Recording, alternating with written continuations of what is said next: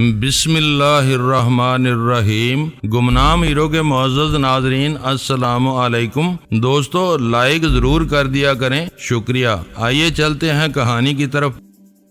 اس وقت میں اپنی ذات میں آنے والی ہر اس چیز کو نیست و نابود کر دینے پر تلا ہوا تھا جس کا تقریر تصویر یا A2 کی تنظیم سے کوئی واسطہ ہو۔ سلطان شاہ نے بہت کوشش کی تھی کہ مجھے اس موڈ میں تنہا نہ چھوڑے، لیکن میں نے اس کی ہر کوشش کو ناکام بنا دیا کیونکہ یک بیک میرے پاس وقت نہیں رہا تھا اور میں ہر قیمت پر جلد از جلد کراچی پہنچنے کے لیے بے چین تھا۔ پچھلی رات سونے سے پہلے ہم نے پروگرام طے کیا تھا کہ سلطان شاہ لاہور میں اپنے مراسم کو بروئے کار لا کر مناسب مقدار میں آتش گیر مادہ اور چند متفرق نوعیت کے بم حاصل کرے گا۔ پھر ہم سارا دن اپنے کمرے میں آرام کرنے کے بعد شام 5 بجے سے پہلے ایشین سینڈیکیٹ کے دفتر پہنچیں گے اور دور سے اس کی نگرانی کرتے رہیں گے۔ نصیر خان کے دفتر سے برآمد ہوتے ہی سلطان شاہ اس کا تعاقب شروع کر دیتا اور اس کے پیچھے پیچھے گھر پہنچ کر اس سے وہ فہرست حاصل کر لیتا جس کا وعدہ ہو چکا تھا۔ اس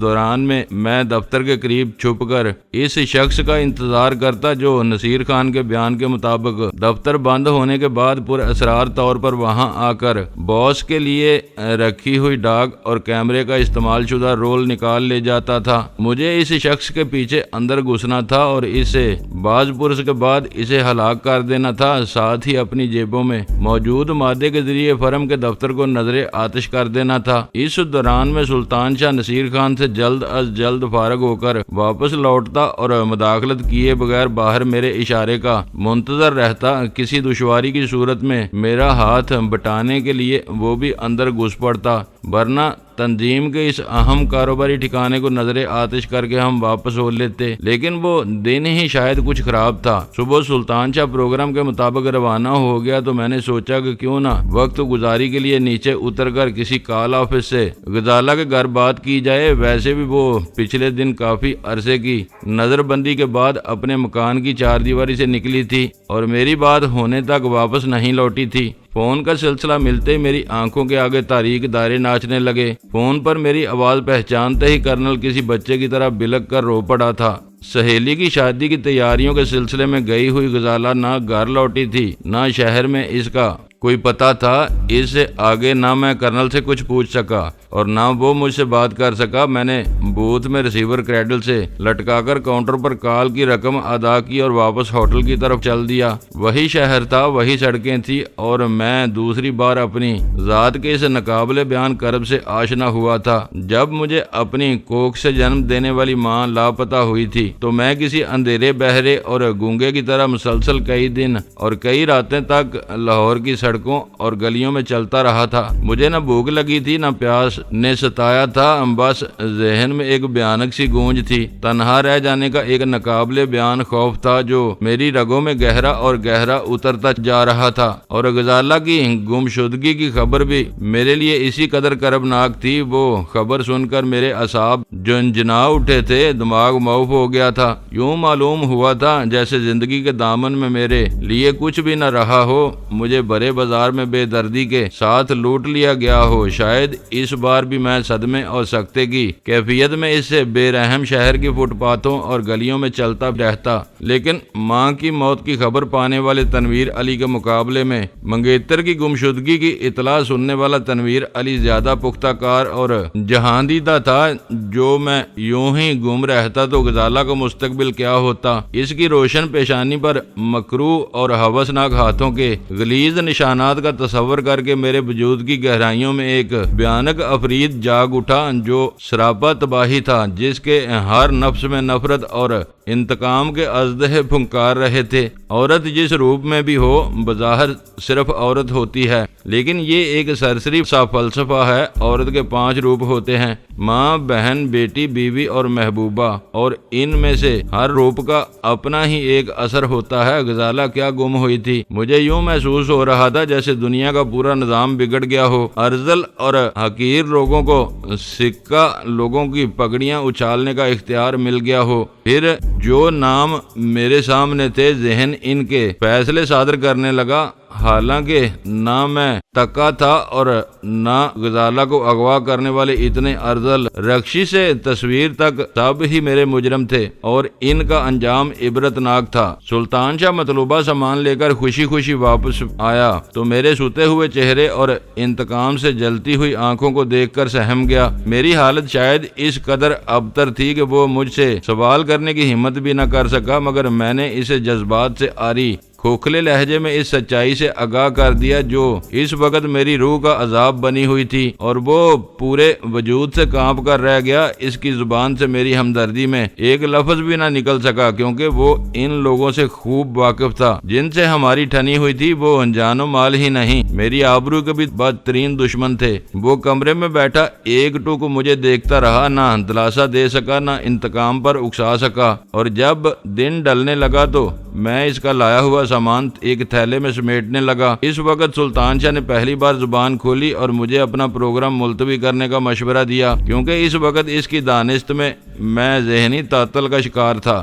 اور کسی بڑی کارروائی کے نتیجے میں کامیابی کے بجائے نئے مصائب مول لے سکتا تھا۔ لیکن مجھ پر دیوانگی طاری تھی، میں نے اسے پھٹکار دیا۔ جب اس کا اصرار بڑھا تو شاید میں نے اسے توقیر اور تصویر کا ایجنٹ بھی قرار دے ڈالا۔ یہ الزام ایسا تھا کہ اس کی زبان بند ہو گئی اور وہ حکم کی تعمیل پر اتر آیا۔ مجھے معلوم تھا کہ اس وقت وہ مجھ سے کچھ دور ایک گلی میں چھپا نصیر خان کا منتظر تھا۔ اس کی عادات کے پیش نظر مجھے یہ بھی یقین تھا کہ وہ شاید نصیر خان کے گھر پہنچنے تک صبر نہ کر سکے، بلکہ میری تنہائی کے خیال سے نصیر خان کو راستے ہی میں روک کر مطلوبہ فہرست کا مطالبہ کر بیٹھے۔ لیکن اس وقت وہ سب سلطان شاہ کے مسائل تھے۔ میری پوری توجہ سنڈیکیٹ کے دفتر پر مرکوز تھی، جس کا غزالہ کے اغوا کنندگان سے گہرا تعلق تھا۔ نصیر خان نے دفتر کا بیرونی دروازہ مقفل کر کے چابیاں جیب میں ڈالیں اور اجلت کے ساتھ فٹ پاتھ پر ایک طرف ہو لیا۔ اسی لمحے ایک قریبی گلی سے سلطان شاہ نمودار ہوا اور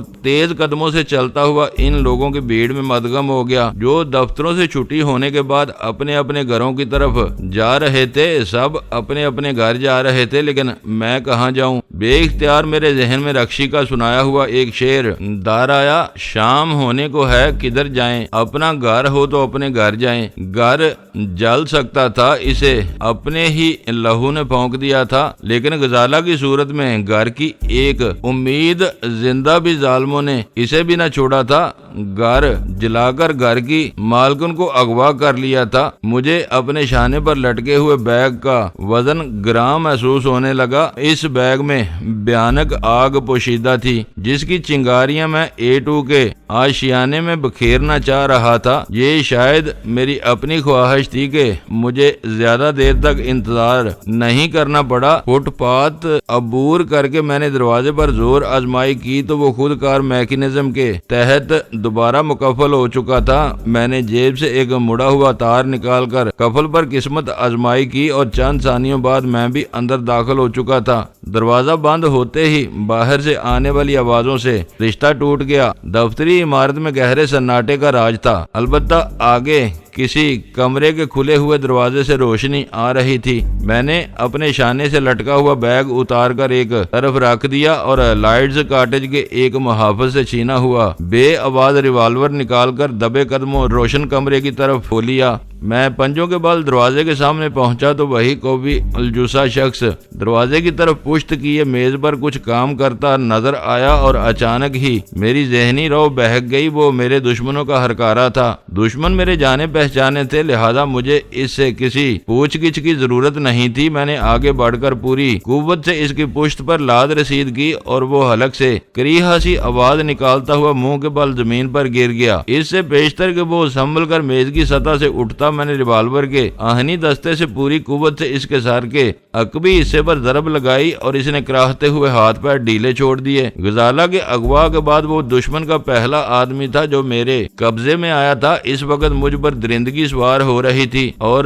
میں اسے اپنے ہاتھوں سے ادھیڑنا چاہتا تھا، لیکن کھوپڑی پر چوٹ کھاتے ہی اس نے جس انداز میں ہاتھ پیر ڈالے، اس سے مجھے شدید مایوسی کا سامنا کرنا پڑا اور میں نے بد دلی کے عالم میں ریوالور جیب میں ڈال لیا۔ کیمرہ جو میرے حملے کے وقت شاید اس کے ہاتھ میں تھا، فرش پر گر کر چکنا چور ہو چکا تھا۔ میں مایوسانہ انداز میں کمرے کا جائزہ لے رہا تھا کہ اچانک مجھ پر 14 طبق روشن ہو گئے، کیونکہ وہ شخص میری بے خبری میں کسی ہلکے پرندے کو طرح فضا میں اڑتا ہوا میرے اوپر آ پڑا تھا اور میں اس کی جونک میں عقبی دیوار سے ٹکرا کر فرش پر ڈھیر ہو گیا۔ یہ غنیمت تھا کہ میں نے ریوالور جیب میں ڈال لیا تھا، اگر وہ میرے ہاتھ میں ہوتا تو اس شدید جسمانی تصادم میں یقیناً میرے قبضے سے نکل گیا ہوتا۔ میں فرش پر پڑا ہوا تھا اور وہ کسی دیو پیکر افرید کی طرح دونوں ہاتھ پھیلائے دوبارہ مجھ پر ٹوٹ پڑنے کی تیاری کر رہا تھا۔ میں نے ان چند ثانیوں میں اس کی وحشیانہ قوت کا اندازہ لگا لیا تھا اور اچھی طرح سمجھ رہا تھا کہ اگر وہ اس بار مجھے چھاپ بیٹھا تو میرے لیے اس کے وحشیانہ چنگل سے نکلنا محال ہو جائے گا، لہذا میں نے پھرتی سے ریوالور نکالا اور اسے سنبھلنے کا موقع دیے بغیر اس کے سینے پر فائر کر دیا۔ اس کے حلق سے ایک سسکاری نکلی اور وہ غضبناک انداز میں مجھ پر ٹوٹ پڑا۔ گولی اگر اس کے دل میں نہیں تو دل کے آس پاس ہی لگی تھی، جس کی وجہ سے وہ اپنی پھرتی برقرار نہ رکھ سکا۔ میں فرش پر پڑے پڑے ایک طرف سرک گیا اور وہ کسی کٹے ہوئے شتیر کی طرح منہ کے بل فرش پر آ رہا۔ میں نے پھرتی کے ساتھ اٹھ کر ایک بے آواز گولی اس کی کھوپڑی میں بھی اتار دی۔ جب وہ تڑپ تڑپ کر میری نگاہوں کے سامنے دم توڑ رہا تھا تو اچانک مجھے باہر ایک آہٹ سنائی دی اور میرا دل اچھل کر حلق میں آ گیا۔ نہ جانے وہ کون تھا اور کیسے وہاں گھس آیا تھا۔ ایک شکاری تو میں نے نیم بے خبری میں مار لیا تھا، لیکن دوسرے کے بارے میں مجھے زیادہ خوش فہمی نہیں تھی، لہذا میں اپنی جگہ چھوڑ کر تیزی سے دروازے کی طرف میں ہو گیا۔ آہٹ معدوم ہو گئی۔ میں سانس روکے دروازے کی اوٹ میں کھڑا رہا۔ میرا شکار آخری سانسوں پر تھا، اس کا بدن ہولے ہولے لرز رہا تھا اور وہ کسی بھی لمحے زندگی کا ساتھ چھوڑ سکتا تھا، لیکن وہ آہٹ، مجھے پورا یقین تھا کہ مجھے کوئی غلط فہمی نہیں ہوئی تھی۔ اپنے شکار کے تڑپنے کی سرسراہٹوں میں وہ آواز میں نے واضح طور پر سنی تھی۔ میرے اور دم توڑنے والے کے علاوہ کوئی اور بھی اس چھت کے نیچے موجود تھا، لیکن وہ کون تھا؟ ایک ثانیے کے لیے میرا ذہن سلطان شاہ کی طرف مبذول ہوا، لیکن اس کی ذمہ داری خاصی دشوار تھی۔ اسے نصیر خان کا تعاقب کرتے ہوئے اس کے گھر جانا تھا اور وہاں اس سے فہرست لینے کے بعد دوبارہ واپس آنا تھا۔ واپسی کے بعد اسے سینڈیکیٹ کے دفتر سے باہر رک کر میرا یا میرے اشارے کا انتظار کرنا تھا۔ اسے طلب کرنے کے لیے مجھے اپنے ذاتی پستول سے فائر کرنا ہوتا اور وہ دھماکے کی آواز سنتے ہی میری مدد کے لیے دفتر میں داخل ہو جاتا۔ اول تو اس مختصر سی مدت میں سلطان شاہ کا واپس لوٹنا محال تھا، دوئم یہ کہ طے شدہ پروگرام کے مطابق میں نے اسے مداخلت کا کوئی اشارہ نہیں دیا تھا، لہذا اس عمارت میں میرے اور مرنے والے کے علاوہ اگر کوئی تیسرا موجود تھا تو کم از کم وہ سلطان شاہ ہرگز نہیں تھا۔ ذہن میں یہ خیال واضح ہوتے ہی بے آواز پستول کے دستے پر میری گرفت مضبوط ہو گئی، لیکن دفتر کی محدود فضا میں سناٹا ہی مسلط رہا۔ نہ کوئی آواز تھی نہ آہٹ۔ میرا شکار دم توڑ چکا تھا اور میرے کانوں میں بس اپنے ہی سانسوں کی بکھری بکھری بے ترتیب سی آوازیں آ رہی تھیں۔ میں نے بیگ احتیاط سے وہیں فرش پر رکھ دیا۔ مجھے انتظار کرتے زیادہ دیر نہیں ہوئی تھی، لیکن ماحول کے تناؤ سے میرے اعصاب چٹکنے لگے۔ دل چاہا کہ ساری احتیاط کو بالائے طاق رکھ کر پستول کی نال سیدھی کر کے باہر نکل جاؤں،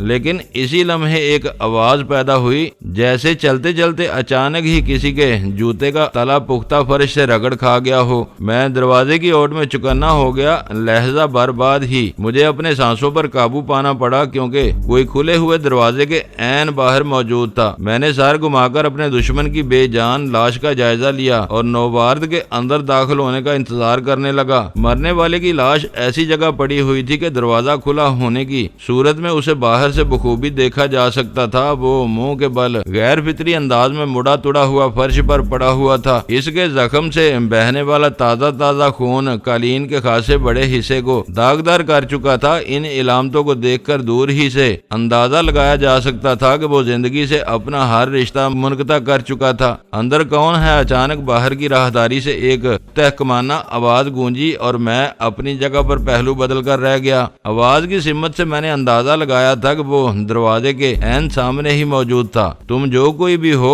مجھے معلوم ہے کہ اندر ہی ہو، دونوں ہاتھ اٹھا کر باہر آ جاؤ، ورنہ میں تمہیں باہر نکالنے کی 2 ترکیبیں بھی جانتا ہوں۔ یہ نہ بھولو کہ ایک خون کرنے کے بعد تم مجھ سے کوئی رعایت حاصل نہ کر سکو گے۔ میرا جواب کا انتظار کرنے کے بعد اس نے دوبارہ تلخ اور غصیلے لہجے میں زبان کھولی، لیکن میں اس بار بھی خاموش ہی رہا۔ صورتحال بہت نازک تھی۔ میں کمرے میں دروازے کی اوٹ میں مقید تھا اور وہ باہر اسلحہ بدست پوری طرح آزاد تھا۔ جنگی اصطلاح میں اسے پیش قدمی کا فائدہ حاصل تھا۔ اگر اسے ذرا بھی شبہ ہو جاتا کہ میں دروازے کی آڑ میں چھپا ہوا تھا تو وہ اس کھلے چوبی دروازے پر گولیاں برسا کر ان سے ایک آدھ میرے بدن میں بھی اتار سکتا تھا۔ چند ثانیوں کے لیے فضا پر بوجھل سکوت چھا گیا، پھر وہ اچانک ہی کسی دیوانے کی طرح دوڑتا ہوا اندر گھستا چلا آیا۔ کمرے کے وسط میں پہنچ کر جب تک وہ پلٹتا مجھے مہلت مل گئی اور میں نے اس کے نچلے دھڑ میں بے آواز گولی اتار دی۔ وہ بری طرح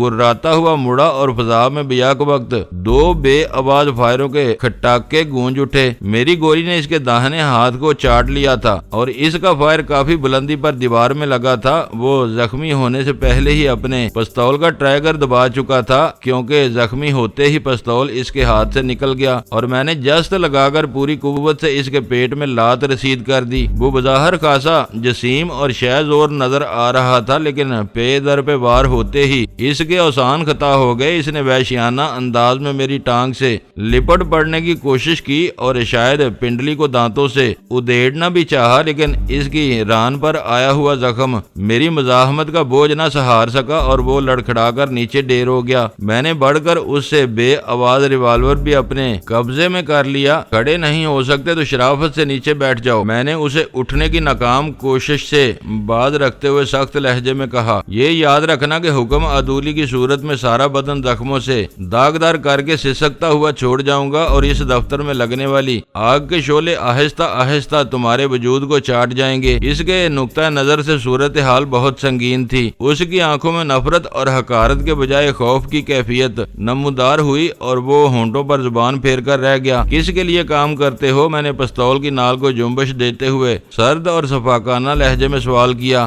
تم کون ہو اور یہاں کیا لینے آئے ہو؟ الٹا اسی نے مجھ سے سوال کر ڈالا۔ لینے نہیں، موت کا پیغام دینے آیا تھا۔ عافیت چاہتے ہو تو سوال کرنے کی بجائے سیدھے سیدھے جواب دیتے چلے جاؤ۔ تو تم مجھے زندہ چھوڑ دو گے؟ اس کے خوفزدہ لہجے میں امید کی کرن اود کر رہی۔ پھر وہی سوال، میں نے غصیلے لہجے میں کہا۔ میں بتائے دیتا ہوں کہ تمہاری زندگی کا انحصار صرف اور صرف تمہارے جوابات پر ہوگا۔ ہر جھوٹ کا انعام تمہارے بدن پر ایک زخم کی صورت میں ہوگا، لہذا جس قدر بول سکتے ہو بولے جاؤ۔ کوشش کرو کہ مجھے کوئی سوال نہ کرنا پڑے۔ میں کسی کے لیے کام نہیں کرتا۔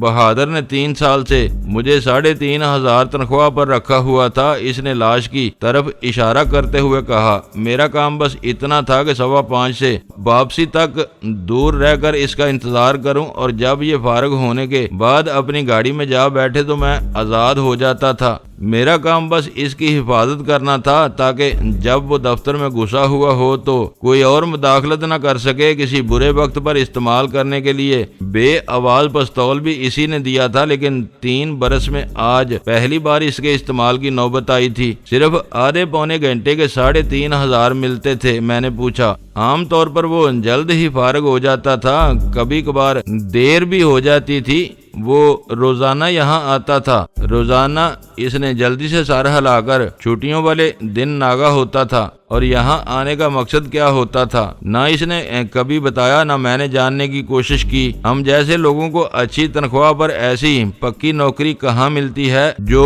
میں زیادہ جاننے کی کوشش کرتا ہر مہینے کی آخری تاریخ کو تنخواہ مل جاتی تھی۔ 1 گھنٹے کی اس نوکری کو میں تو مقدر کا انعام ہی سمجھتا تھا۔ دوسرے دھندوں میں خطرات کے باوجود اتنی آمدنی نہیں ہوتی۔ کرتے کیا ہو؟ میں نے چبھتے ہوئے لہجے میں سوال کیا۔ کاچا پہلوان کے اڈے سے شہر میں हीरोइन सप्लाई करता हूँ। बहादुर से कहाँ मुलाकात हुई थी? एक होटल में वो खुद ही टकराया था। पता नहीं उसे किसने मेरे बारे में बताया था। तुम मेरे पीछे दफ्तर में घुसे थे। मजबूरी थी, इसने बेबसी के साथ कहा। शायद वो इसी दिन के लिए मुझे पाल रहा था। नकब जन्नी भी कर लेते हो, कोई खास बात नहीं है। छोटे मोटे ताले तो लाइन का हर आदमी आसानी के साथ खोल लेता है। क्या तुम इसी दफ्तर में काम करते हो? इसने चौंक कर सवाल किया था। शायद वो भूल गया था कि मैं जरा देर पहले दफ्तर को नजरे आतिश करने का इरादा जाहिर कर चुका था। मैंने गुर्राते हुए कहा। ये 3 बरस से इस दफ्तर के राज चुरा रहा था और तुम इसकी मदद कर रहे थे। मैंने इसकी कोई मदद नहीं की, वो हकलाते हुए बोला। मैंने तो आज पहली बार अंदर कदम रखा है। अगर मैं तुम्हें जेर न कर लेता तो तुम हरगिज मुझे जिंदा न छोड़ते। मैं तुम्हें जान से हरगिज न मारता। इसने बौखलाकर जल्दी से अपनी सफाई पेश की। अगर दूर से मुझे अंदाजा हो जाता कि बहादुर मर चुका है तो शायद दखल दिए बगैर खामोशी से वापस लौट जाता। मैं समझा था कि वो सिर्फ जख्मी हुआ है और बेहोश है। नौकरी के अलावा ना मुझे इससे कोई हमदर्दी थी, ना तुमसे दुश्मनी है। जब वही मर गया तो फिर मेरा किसी से क्या वास्ता? इस वक्त मेरे वजूद में रह रह कर गैज़ो गजब और इंतकाम की लहरें उठ रही थीं। कराची में गजाला की गुमशुदगी की खबर को सुनने के बाद मेरे जहन पर एक स्याह चादर सी आ गिरी थी जो हर एहसास पर गालिब आ गई थी, और इस चादर पर बस एक ही नक्श नुमाया था कि मैं हर इस बेजान और जीरू शय को फना कर दूं जिसका A2 उसके गुर्गों से कोई तल्लक हो, क्योंकि मेरी दानिश में वही लोग गजाला के अगवा के जिम्मेदार थे। इन्होंने लाहौर में अपनी नाकामी का बदला कराची में चुका दिया था, लेकिन इस शदीद हैजानी कैफियत में भी मेरी अकल मौफ नहीं हुई थी। मुझे महसूस हुआ कि नौबार्द कैदी जो कुछ कह रहा था वो सच पर मबनी था। वो हकीकी मानों में तंजीम का बाकायदा कारिंदा नहीं था। बहादुर ने अपने मखसूस मकसद के लिए इसकी खिदमत हासिल की थी, लिहाजा वो मेरे दुश्मनों के जिम्मे में नहीं आता था। अब मैं इस दफ्तर को आग लगाने जा रहा हूँ। इसने बुखलाकर मेरी बात काट दी और गिग्याए हुए लहजे में बोला, मेरा क्या होगा? अपनी हमाकत से जख्मी ना हुए होते तो तुम्हें भी साथ ही लेकर निकलता। मौजूदा हालत में तुम्हारे लिबास पर आए हुए खून के धब्बे इश्तिहार बन जाएंगे। मेरे निकलने के बाद तुम भी आसानी से फरार हो सकोगे। लेकिन तुम आग क्यों लगा रहे हो? दफ्तर तो तुम्हारा अपना है ना, तुम यही काम करते हो ना? अहमक आदमी, मैं इस दफ्तर का मालिक हूँ। मैंने दरवाजे की ओट से अपना बैग निकालते हुए कहा। बहादुर की लाश मेरे लिए मुसीबत बन गई है। तफ्तीश के लिए पुलिस यहाँ पहुँचेगी और फिर मेरा सारा रिकॉर्ड इनकी दस्तरस में होगा। मेरे लिए ये भी नामुमकिन है कि अमले की मदद के बगैर सुबह होने से पहले सारा अहम रिकॉर्ड तलाश करके तलब कर सकूं। लिहाजा दफ्तर को आग लगाना पड़ेगी ताकि पुलिस को यहाँ खाक के सिवा कुछ न मिल सके। लाश मैं गायब कर दूंगा, इसने पेशकश की। इसकी गाड़ी सामने वाली गली में मौजूद है। रात में किसी भी वक्त लाश इस कार में डालकर ले जाऊंगा। नहीं, ज्यादा वफादारी दिखाने की कोशिश न करो। कालीन पर खून के दाग हैं। अमले की जुबान बंद रखना मुमकिन नहीं है। इस वाक़े की भनक भी पुलिस को मिल गई तो लाश गायब होने के बावजूद जवाबदेही मुश्किल हो जाएगी। वो अहमकाना अंदाज में सर हिलाकर रह गया, जैसे अपनी कम अकली का एतराफ कर रहा हो। फिर मैंने इसकी मदद से पूरे दफ्तर में आतिशगीर मादा इस तरह फैलाना शुरू कर दिया कि एक जगह दिया सलाई दिखाई जाए तो आग के शोले दफ्तर की हर शय को अपनी लपेट में ले लें। इस कार्रवाई में सिर्फ दाखिली दरवाजे के करीब का कुछ हिस्सा मैंने दानिस्ता महफूज छोड़ा था ताकि नौवार्द मेरे निकलने के बाद वहां ठहर कर इंतजार कर सके। दूसरा मकसद ये भी था कि मैं दफ्तर से बाहर निकलूं तो बाहर से किसी को शोले नजर न आ सके। इस काम से फारग होकर मैं नकासी के रास्ते के करीब आया और एक दिया सलाई जलाकर आतिशगीर सियाल में भीगे हुए फर्श पर उछाल दी। एक झटके से धमाके के साथ शोला लपका और हर सिमत में फैलने लगा। मैं वक्त जाया किए बगैर दरवाजा खोलकर बाहर निकल गया। मेरे कंधे से लटका हुआ थैला वजन में काफी हल्का हो चुका था, लेकिन अब भी इसमें खतरनाक आतिशगीर बम मौजूद थे और मैं इन्हें जल्द अज जल्द A2 के ठिकाने पर इस्तेमाल करना चाहता था। मैं थोड़ी ही दूर गया था कि کہ سلطان شاہ راہگیروں کی بھیڑ میں سے نمودار ہو کر مجھ سے آ ملا، اسی لمحے مجھے اپنے عقب میں آگ کا شور سنائی دیا اور فٹ پاتھ پر بڑھتا ہوا ہجوم یک بیک ٹھہر گیا۔ ہر شخص مڑ مڑ کر اسی طرف دیکھ رہا تھا جدھر سے آگ کا شور سنائی دے رہا تھا۔ جو زیادہ پرجوش تھے انہوں نے ہجوم میں راستہ بناتے ہوئے اسی طرف بڑھنا شروع کر دیا۔ اس صورتحال میں اگر ہم لاتعلقانہ انداز میں پیش قدمی جاری رکھتے تو شاید لوگوں کی توجہ کا مرکز بن جاتے، لہذا ہم دونوں بھی وہیں رک گئے۔ کہاں آگ لگی ہے؟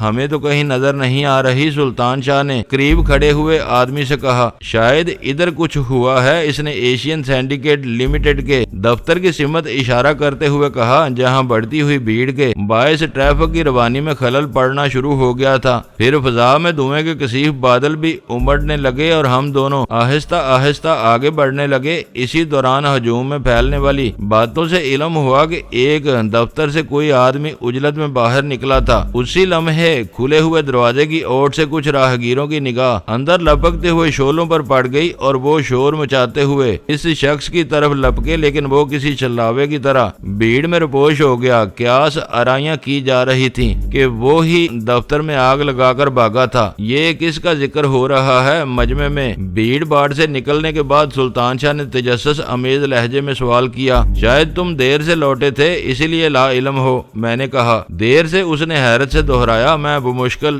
10 منٹ میں لوٹ آیا تھا، مجھے تمہاری فکر تھی، لہذا گھر تک نصیر خان کا پیچھا کرنے کی بجائے اسے پارکنگ لاٹ میں اپنی کار کے قریب ہی جا لیا تھا اور وہیں سے فہرست لے کر لوٹ آیا، اور اسی مدت میں ایک سنگین خطرہ پیدا ہو کر ٹل گیا، میں نے سپاٹ لہجے میں کہا۔ دفتر میں آنے والا اکیلا نہیں ہوتا تھا، ایک آدمی پوشیدہ رہ کر اس کی حفاظت کیا کرتا تھا۔ میں اس کے پیچھے اندر گھسا اور اسے مار ڈالا، اسی لمحے دوسرا آدمی میرے پیچھے اندر آ گھسا۔ ستارے ہی اچھے تھے کہ اسے بھی زیر کر لیا، وہ زخمی تھا اس لیے میں اسے اندر چھوڑ کر نکلا تھا۔ وہ میرے بعد فرار ہوتے ہوئے دیکھ لیا گیا ہوگا، شاید لوگ اسی کو آتش زنی کا ذمہ دار سمجھ رہے ہیں۔ تم نے اسے زندہ کیوں چھوڑ دیا؟ غیر متعلقہ آدمی تھا، تنظیم سے اس کا کوئی واسطہ نہیں ہے، بلا وجہ اس کا خون بہانا میں نے پسند نہیں کیا۔ جب ایک مقصد سامنے ہو تو اصول خود بخود متعین ہو جاتے ہیں۔ ٹھیک کہہ رہے ہو، اس نے ناصحانہ لہجے میں کہا، لیکن میں دیکھ رہا ہوں کہ اس وقت تم اپنے آپے میں نہیں ہو۔ میں مانتا ہوں کہ بابی کی گمشدگی بہت تشویشناک واقعہ ہے، لیکن اس کی بازیابی کے لیے تمہاری سلامتی بہت اہم ہے۔ خود پر قابو پانے کی کوشش کرو، ایسا نہ ہو کہ کوئی الجھن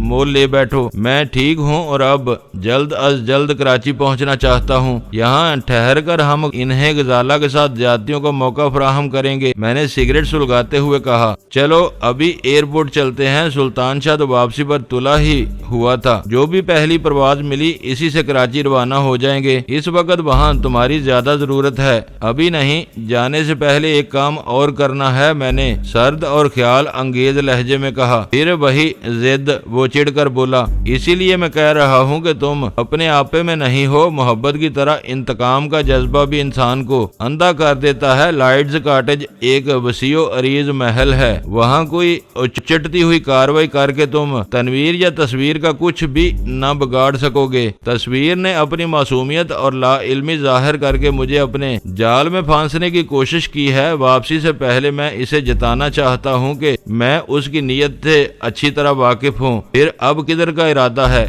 بس ٹیکسی روکو، میں نے سخت لہجے میں کہا، اور وہ ایک گہرا سانس لے کر رہ گیا۔ کچھ دور چلنے کے بعد ہم ایک ٹیکسی حاصل کرنے میں کامیاب ہو گئے۔ سلطان شاہ نے ڈرائیور کے پہلو میں نشست سنبھال لی اور میں عقبی نشست پر بیٹھ گیا۔ وہ جاڑوں کے دن تھے اور 6 بجے ہی فضا میں گہرا دھندل کا پھیل چلا تھا جو میری دانست میں کام کرنے میں معاون ثابت ہو سکتا تھا۔ شہر کے ہنگاموں سے گزرنے کے بعد ٹیکسی ملتان روڈ کے ویران علاقے میں پہنچی تو میں نے ڈرائیور سے کہا، بس کچھ دور چل کر تم ٹیکسی ہمارے حوالے کر کے چپ چاپ نیچے اتر جاؤ۔ دماغ خراب ہوا ہے تمہارا؟ ڈرائیور میری بات کاٹ کر بری طرح بھڑک اٹھا۔ اسی کے ساتھ اس نے بریک لگا کر ٹیکسی روک دی۔ اس کے تیور خاصے جارحانہ نظر آ رہے تھے۔ چلتے رہو، میں نے پستول کی سرد آہنی نال اس کی گردن سے لگاتے ہوئے کہا، اور اس سنگین صورتحال کا احساس ہوتے ہی اس کی آنکھیں فرتے خوف سے پھیل گئیں۔ شریفانہ گفتگو کا یہ مطلب نہ لو کہ ہم طاقت کے زور پر تمہیں ٹیکسی سے محروم نہیں کر سکتے، میں نے اپنی بات جاری رکھتے ہوئے کہا۔ پھر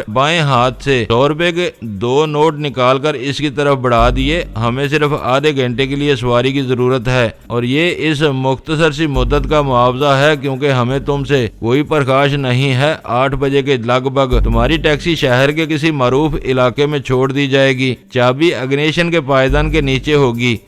میں ٹیکسی نہیں چھوڑ سکتا۔ پستول کا لمس محسوس کر کے اس کی آواز پر لکنت طاری ہو گئی۔ جہاں چاہو میں تمہارے ساتھ چلنے کے لیے تیار ہوں، کوئی کرایہ بھی نہیں لوں گا۔ ہم چاہتے تو تمہیں ہوشیار کیے بغیر چلتی گاڑی میں بے بس کر سکتے تھے، میں نے سخت لہجے میں کہا، پھر تمہیں بے ہوش کر کے راستے میں کہیں بھی پھینک دیتے، لیکن ہم بلا وجہ کسی کو ایذا پہنچانے کے قائل نہیں ہیں اور نہ ہی تمہاری ٹیکسی قتل یا ڈکیٹی جیسی کسی سنگین واردات میں ملوث ہوگی، لہذا بہتر یہی ہے کہ جو کہا جا رہا ہے اس پر عمل کرو۔ اس نے بادل نخواستہ میرے ہاتھ سے 2 سرخ نوٹ لے لیے۔ لیکن لاہور کوئی چھوٹا شہر نہیں ہے بابو، اس نے احتجاج امیز لہجے میں کہا، میں گاڑی کی تلاش میں کہاں دھکے کھاؤں گا۔ جب زبردستی پر اتر آئے ہو تو اتنی مہربانی اور کرو کہ میری ٹیکسی پرانی انارکلی کے اڈے پر چھوڑ دینا، میں وہیں سے لے لوں گا۔ یہ مشکل ہے، اس بات کی کوئی ضمانت نہیں کہ پرانی انارکلی کے اڈے پر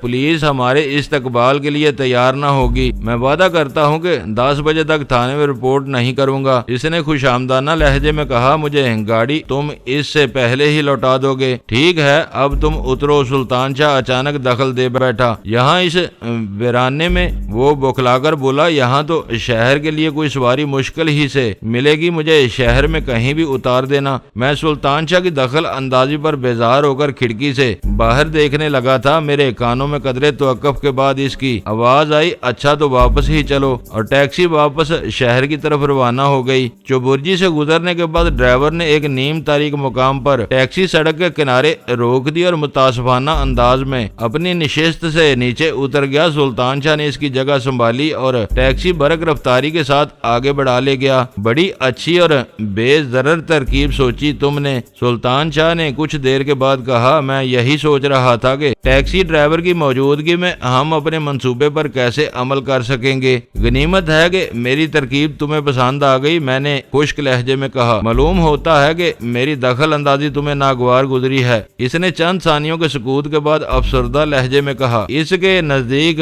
ٹیکسی اس کی کل کائنات ہے۔ وہ بلا وجہ گفتگو کو طول دے رہا تھا۔ میں نے تو محض بات ختم کرنے کے لیے زبان کھولی تھی۔ زبان کھولنے پر مجھے کوئی اعتراض نہیں، میں تو خود ہمیشہ تمہاری حوصلہ افزائی کرتا ہوں۔ بات صرف اتنی تھی کہ وہ ایک سادہ دل مزدور تھا اور میں اسے دھوکہ نہیں دینا چاہتا تھا۔ تو میں نے کب اسے دھوکہ دیا؟ اس نے حیرت سے سوال کیا۔ دھوکہ اور جھوٹ دونوں ایک ہی زمرے میں آتے ہیں، لیکن میں نے کون سا جھوٹ بولا اس سے؟ ہم اسے مقررہ مقام پر ٹیکسی نہیں لوٹائیں گے۔ میں شرط لگانے کو تیار ہوں کہ وہاں ہمارے لیے پھندا تیار ہوگا۔ اس وقت تم بہت حساس ہو رہے ہو۔ وہ ایک گہرا سانس لے کر بولا، میں کہہ رہا ہوں کہ تم خود پر قابو پانے کی کوشش کرو۔ جنگ میں سب کچھ جائز ہوتا ہے۔ آج تم مجھے دھوکہ دہی پر ملامت کر رہے ہو، لیکن ٹھنڈے دل و دماغ سے غور کرو تو اس سے پہلے ہم جانے کیسے جھوٹ اور سچ بولتے رہے ہیں۔ وہ واقعی صحیح الاصل پٹھان تھا جو دل میں آتا تھا، بے دھڑک کہہ ڈالتا تھا، اور اس وقت بھی اس نے مجھے لاجواب کر دیا تھا۔ میں اس کی بات کا جواب تو نہ دے سکا، لیکن دل ہی دل میں یہ سوچنے پر ضرور مجبور ہو گیا کہ غزالہ کی گمشدگی کی خبر نے میرے اعصاب کو اس حد تک کیوں متاثر کیا ہے کہ چھوٹی چھوٹی باتیں بھی بڑی نظر آنے لگی ہیں۔ یوں چپ نہ رہو، سلطان شاہ نے طویل ہوتے ہوئے سکوت کو توڑتے ہوئے خوش دلانہ لہجے میں کہا، کچھ نہ کچھ بولتے رہو، خاموش رہو گے تو سوچو گے، اور جتنا سوچو گے اسی قدر اداسی بڑھتی جائے گی۔ اس وقت تم نے کرنل کی یاد تازہ کر دی، میں نے اپنے لب و لہجے میں شگفتگی پیدا کرنے کی کوشش کرتے ہوئے کہا، ایسا نازیبا رویہ اسی کو زیب دیتا ہے۔ اس سے کیا بات ہوئی تھی تمہاری؟ اس نے چونک کر سوال کیا، جیسے اس موضوع کو اب تک بھولا رہا ہو۔ اس بارے میں سلطان شاہ سے میری سرسری سی گفتگو ہی ہو ہو سکی تھی کیونکہ جذباتی ابال نے میرے ذہن کو نکارا کیا ہوا تھا۔ غزالہ کی گمشدگی کی خبر سنا کر بلک کر رو پڑا تھا اور میں نے فون بند کر دیا تھا۔ میں نے وہ جواب دیتے ہوئے اپنے وجود میں ایک بار پھر تلاطم سا ابھرتا محسوس کیا، اور تم نے دوبارہ رابطہ قائم کرنے کی کوشش نہیں کی۔ اس نے تائید طلب لہجے میں سوال کیا۔ بے سود ہوتا، بات صرف اسی قدر ہے کہ وہ غائب ہو گئی، اس سے آگے کرنل بیچارے کو کچھ بھی معلوم نہ ہوگا۔ کم از کم اس کے دل کا غبار ہی ہلکا ہو جاتا۔ تم سے بات کر کے گھر میں تو وہ بیوی سے بھی کچھ نہیں کہہ سکتا، ہر وقت خیال رکھتا ہے کہ کسی بات سے اس کی بیوی کے ذہن پر زیادہ زور نہ پڑے۔ قاسم مارا جا چکا ہے، سمجھ میں نہیں آتا کہ غزالہ کے اغوا میں کس کا ہاتھ ہو سکتا ہے۔ میں نے الجھن امیز لہجے میں کہا۔ قاسم مر گیا لیکن اس کی جگہ رکشی نے سنبھال لی ہے۔ ہو سکتا ہے کہ غزالہ کی تصاویر جہانگیر کو بھی فراہم کر دی گئی ہو اور وہ بھی تلاش کی مہم میں شامل ہو گیا ہو۔ جہانگیر یہ جرت نہیں کر سکتا، میں نے بے ساختہ کہا۔ کیوں نہیں کر سکتا؟ اسے کیا معلوم کہ تصویر والی لڑکی کون ہے اور اس سے تمہارا کیا رشتہ ہے؟ یہ نہ بھولو کہ دل میں نفرت رکھنے کے باوجود وہ فی الحال A2 کے احکام کی تعمیل پر مجبور ہے۔ غزالہ سے واقفیت کی بات دوسری ہے۔ میں یہ کہہ رہا تھا کہ کسی لڑکی کو اغوا کرانا جہانگیر کے لیے قتل سے زیادہ دشوار کام ہوگا۔ یہ اور بات ہے کہ وہ اپنی معلومات رکشی یا کسی اور تک پہنچا دے۔ ہو سکتا ہے کہ اس مشن پر لاہور ہی سے خاص آدمی بھیجے گئے ہوں۔ کوئی اور بات کرو، سلطان شاہ نے کرب آلود اضطراری لہجے میں کہا۔ بعض حقائق ایسے اذیت ناک ہوتے ہیں کہ انہیں جانتے بوجھتے ہوئے بھی ہم ان کے تذکرے سے فرار چاہتے ہیں۔ جب تک میں اسے بازیاب نہ کرا لوں، میں اس کی گمشدگی کی جزئیات پر غور نہیں کرنا چاہتا۔ دوستو ویڈیو کو لائک ضرور کر دیا کریں۔ ISI پاک آرمی زندہ باد، پاکستان پائندہ باد۔ معزز ناظرین، اپنا خیال رکھیے گا اور اپنے اس چینل کا بھی شکریہ۔